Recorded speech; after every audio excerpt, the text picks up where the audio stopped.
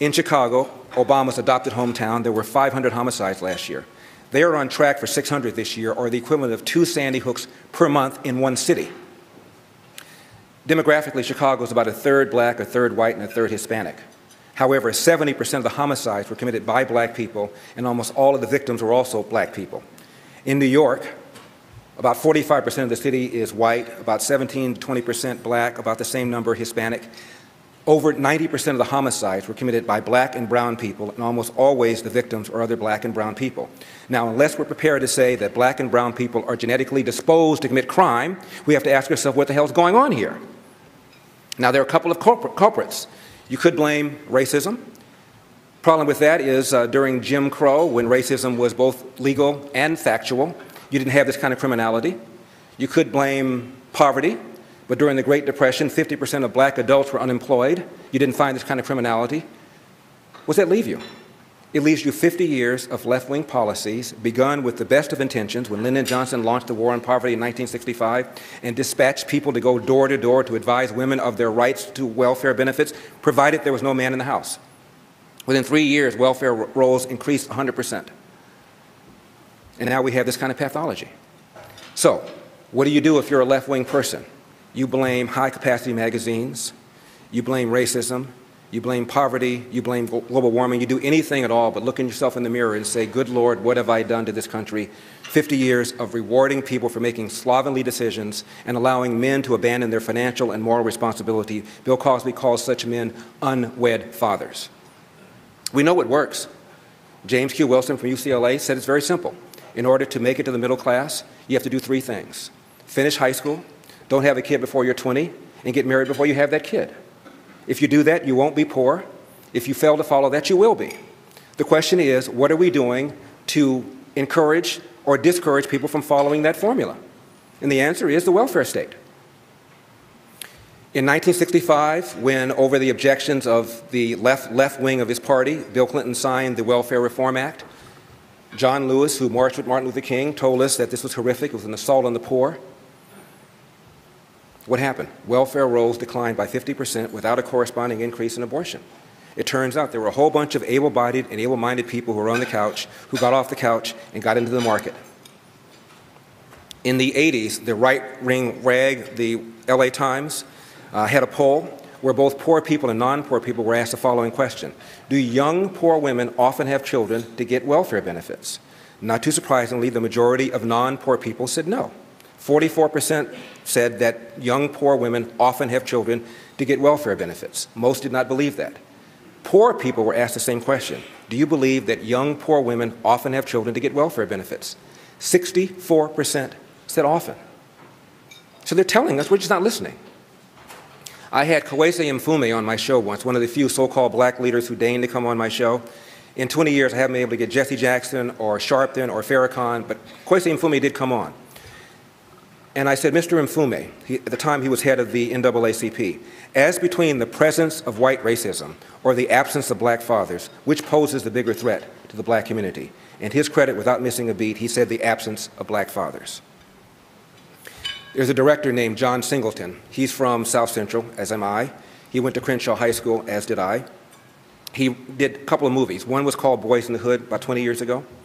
Very entertaining movie, but I think a lot of people were swept away by the entertainment value of it, didn't understand the point of the movie. There were 2 families that were profiled. One was the Cuba Gooding Jr. family, whose father was played by Lawrence Fishburne, actively involved in his life, didn't even marry his mom, but was actively involved in his life, and when Cuba Gooding Jr. was about 12 or 13 in the movie, the father took him in. Across the street lived the Ice Cube family. Father AWOL, and the fates of the 2 families were very different. If that was too subtle for you, John Singleton did another movie after that one called Baby Boy, which nobody saw because it wasn't as good a movie, but arguably had a more important message. And it was about the sexual, irresponsible behavior of a lot of young men in the inner city, including a character played by Snoop Dogg, another character played by, I think his name was Tyrese Gibson. And they both had kids by 2 different women outside of wedlock, never married either one of them. This is John Singleton. So they're telling us, we're just not listening. There are no fathers. And there's a direct line between this and all the other social problems that I talked about. So, what are we going to do about it? We have to get rid of federal welfare, no questions asked federal welfare, and welfare should be done at the state and local level, ideally by individuals and by nonprofits. I was a loan executive for United Way several years ago. For 3 months I worked for them. I was amazed at how efficient they were. You donate $1 to United Way, and 90 or 95 cents of that dollar gets down to the intended beneficiary. $1 government welfare, according to Tom Sowell, Walter Williams, 70 cents is lost in transfer costs. So for every dollar that is supposed to go for welfare at the federal level, the actual beneficiaries get about 30 cents on the dollar. So forget about even just the morality of it, just as far as being more efficient. It's more efficient for the private sector to deal with the needy than it is for the government to do it. One of the many things that I learned when I was growing up was the value of hard work. My mother often tells this story about how when I was a kid I wanted a black Schwinn bicycle.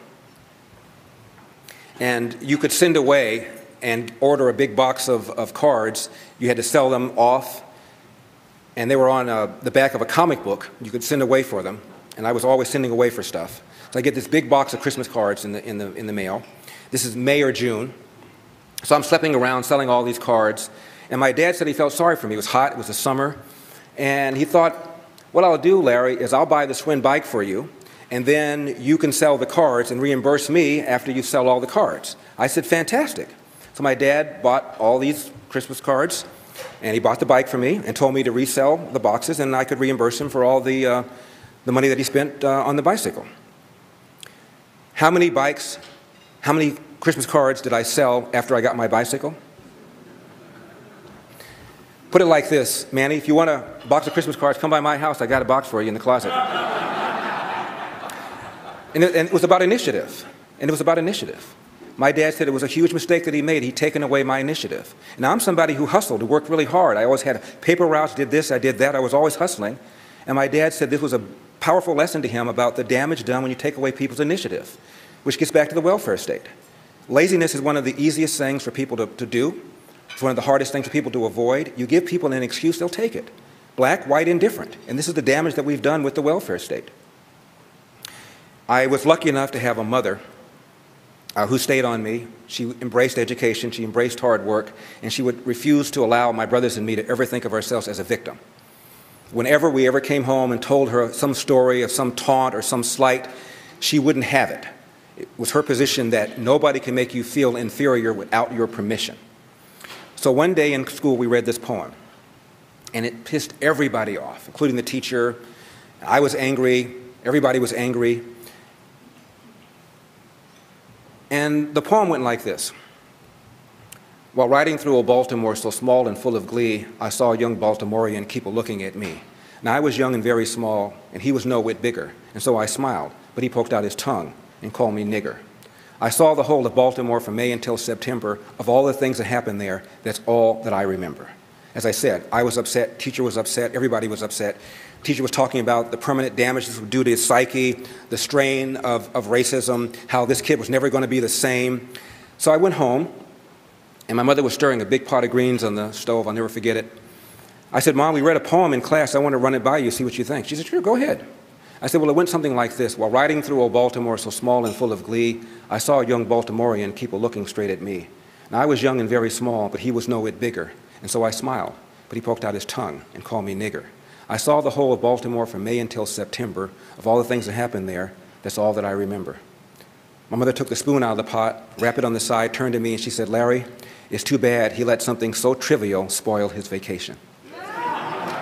Thank you very much for having me. May God bless you, and may God continue to bless the United States of America. I want to give you a story. It's about messaging and talking to people and persuading them. My father was almost 96 years old when he died. And I had the good fortune to be able to spend a lot of time with him the last couple of years, just doing stuff with him, errands, taking him to his doctor appointment. And my father would go to this barber, And he said, you know, I'm not sure you want to go with me because she talks a lot and she's a liberal and you may find her annoying. And I said, no, let's go. So I went, and it was a black woman, and she was bitching about schools. They were crappy schools. She was bitching about these kids getting pregnant. She was just bitching about society. And finally she turned to me and she said, what do you do for a living? And I said, well, I'm thinking about running for office. This is the time I was thinking about running against Barbara Boxer. And she said, good, we need more black politicians like Obama. And I said, well, I'm nothing like Obama other than we're both black. I said, I'm a Republican.